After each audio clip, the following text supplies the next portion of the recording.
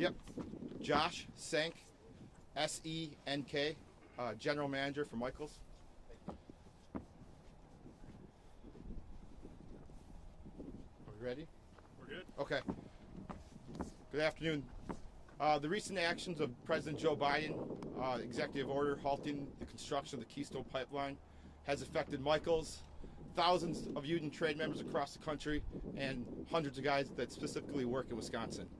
To discuss this further, I'd like to introduce my congressman from the 1st District, Ryan Steil.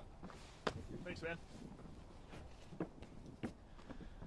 On Joe Biden's first day in office, he killed thousands of American jobs. Joe Biden killed hundreds of Wisconsin jobs. On Joe Biden's first day in office, hundreds of Wisconsin workers got laid off of their job building private sector infrastructure. Joe Biden needs to reconsider his decision immediately. Think about this. On Joe Biden's first day in office, thousands of people received a notice that they've been laid off of their job. These are jobs, good paying jobs, $80,000, $90,000 a year, $30, $40 an hour jobs are laid off. Sometimes it seems abstract that a pipeline in North and South Dakota moving oil and gas from Canada to the United States could impact Wisconsin workers. But as you stand here at Michaels today, as you stand and look at the men behind me, these are the type of workers that lost their job this week. Joe Biden needs to reconsider this action immediately. We need to have good paying jobs in the United States of America. We need to have good paying jobs here in Wisconsin. Not only is it impacting jobs, it has a huge impact on our foreign policy. We need to have a North American supply of oil and gas. Joe Biden's decision makes us more dependent on the Middle East, more dependent on Russia, more dependent on Venezuela for our supply of energy. I find his decision disgusting. Hundreds of Wisconsin workers lost their job this week because of what Joe Biden did. Joe Biden needs to immediately reconsider this action and put Wisconsin workers back to work. I'd now like to pause and pass it to my good friend, Congressman Glenn Grothman. Glenn? Thank you, Brian. As Brian said, it's kind of a rocky first week here for the Biden administration. I know a lot of the comments over the next few years are going to be around minimum wage jobs. But here you're talking about 10,000 jobs in the $80,000, $90,000 an hour range that are gone. Beyond that, when we talk about trade, we talk about our relationship with China, our relationship with Japan, or whatever. It's easy to forget, and they're almost dead even. Our number 1 and 2 trading partners in the world are Canada and Mexico. And it's so important that we have good relationships with both of them. Now, already a lot of this pipeline's been built. I'm sure Canada felt this was a done deal as part of their economic development. And on day one, Joe Biden comes out of the chute and pops Canada right in the face. I mean, amateur night at the White House. I'll tell you that. I don't know who he's getting his ideas from.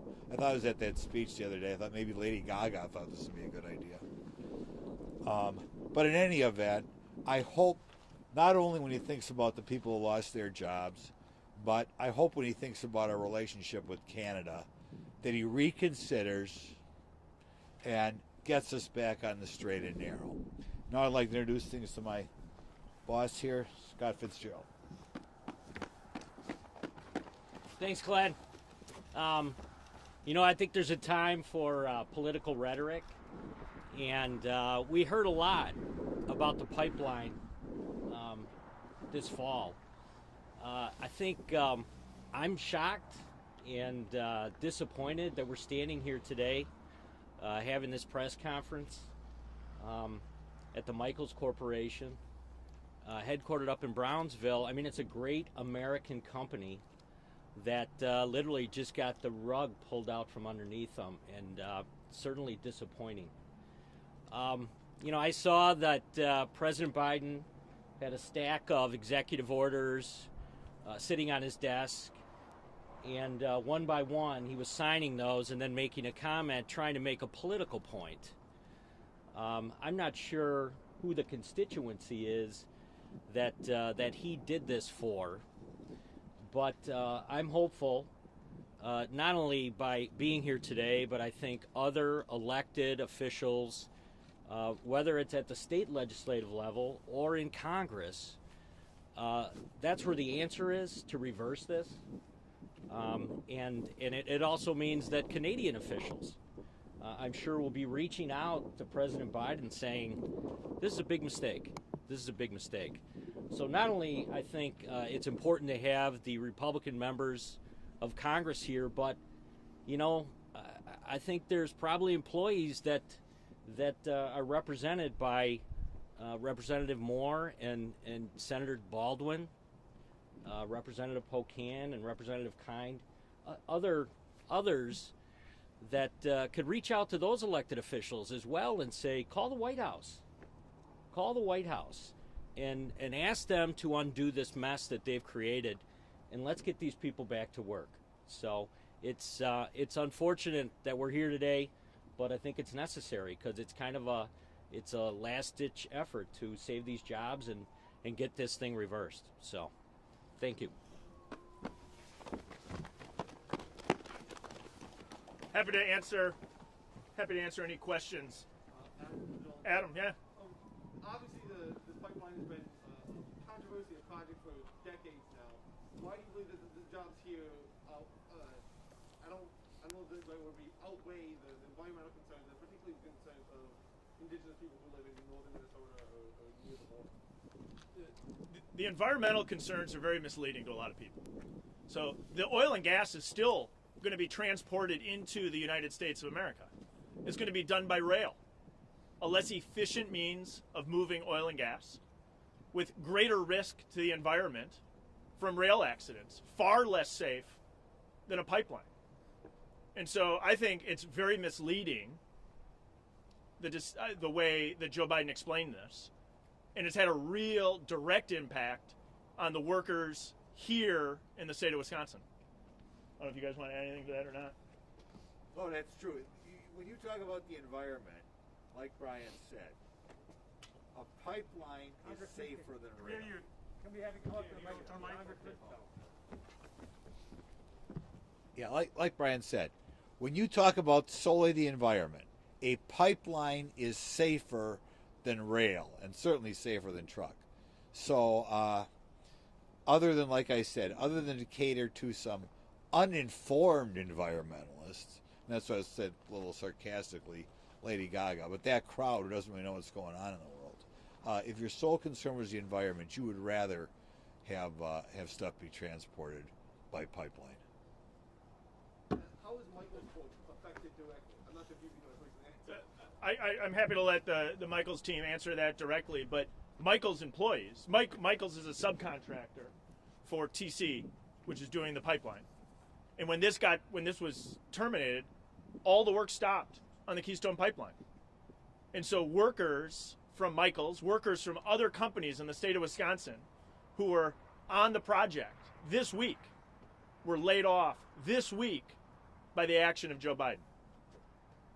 Representative, there's been talk about a bill in Congress that might try to challenge what the president did. What have you heard? Any thoughts about a bill? Those conversations are just beginning. I'm going to do everything I can to overturn this decision, and I think my colleagues stand with me on that. Is there a vote or a way you can structure that would survive a veto? I mean, what sort of strategy, what sort of things would the bill say, maybe? We're 48 hours into this. This is the conversations that we need to be having immediately to override this decision. The administration, sorry, Ricardo. Journal Sentinel, the administration said in their logic that in 2015, according to a State Department report, the pipeline didn't necessarily meet national interest or national security interest. I was just wondering on your comments on that report. I couldn't disagree more with that conclusion.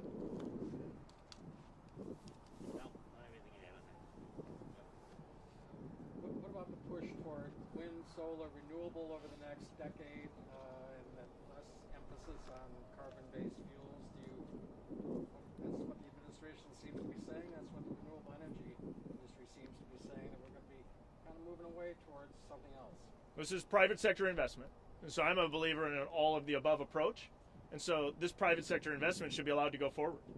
And two, I think it's very misleading to a lot of folks that this doesn't actually stop the oil and gas from coming into the United States. What it's doing is forcing this oil and natural gas to come in via train, which is less environmentally friendly and at a higher risk to the environment than a very safe pipeline would be able to provide.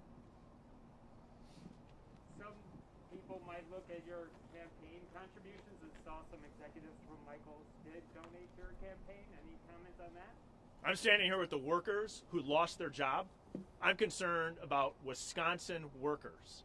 And when Wisconsin workers lose their job by the actions of Joe Biden, I'm going to stand up every single day for Wisconsin workers. Can some of those lost jobs be shifted to the wind and solar, like Chuck mentioned, that are lost here today? I don't know that that's a lot of solace to the men and women who lost their jobs this week, that there might be a potential future job. A future job doesn't pay the mortgage, it doesn't cover the rent, it doesn't pay the grocery bill. People lost their jobs this week by the action of Joe Biden. We have time for one more question. Did you also hear from the gentleman from Michaels as to what the facts and figures are, the number of jobs affected, et cetera? Talk about that, please. Yeah, right now the numbers of jobs are thousands of jobs. There's Michaels, there's Precision Pipeline that would have affected that the pipeline was going to be constructed. The actions that were happened recently, we were doing station work. There's hundreds of guys that got laid off. Was that Tuesday? Are any live in Wisconsin? Or Yes, a lot of them live in Wisconsin. Yes. That's an important point to know. These are thousands. I'll jump over with you. Yep. You say there are. I'm going to take my mask off. There's thousands of jobs that were lost. Some estimates are saying 10,000 jobs. I think that's pretty close. 10,000 total jobs. But hundreds of those jobs are Wisconsin workers. That this is where Michaels and other companies in Wisconsin, we build stuff in Wisconsin. We're really good at building stuff in Wisconsin. And so it's Wisconsin employees that are going to places that are more remote, North and South Dakota, to do the work. And hundreds of Wisconsin workers were laid off this week by the action of Joe Biden. Appreciate all you guys being here. It's an important topic. We got a little bit of Packers weather here. Go Pack. This is one other thing. Yeah? I didn't like that one question. If these guys lose their job, maybe they can work on solar energy. Where do you work? Yeah. The Journal Sentinel. See, it's like if you lost your job tomorrow, and we say, well, that's okay. There's another job that doesn't pay as well in Eau Claire. Maybe something will open up there for you. You know, what a callous thing to say to the people who got laid off. It's just gonna bug me a little bit. Thanks everybody for being here. I'm sorry, who did that? Oh, you did. Okay. I'm sorry. WTMJ.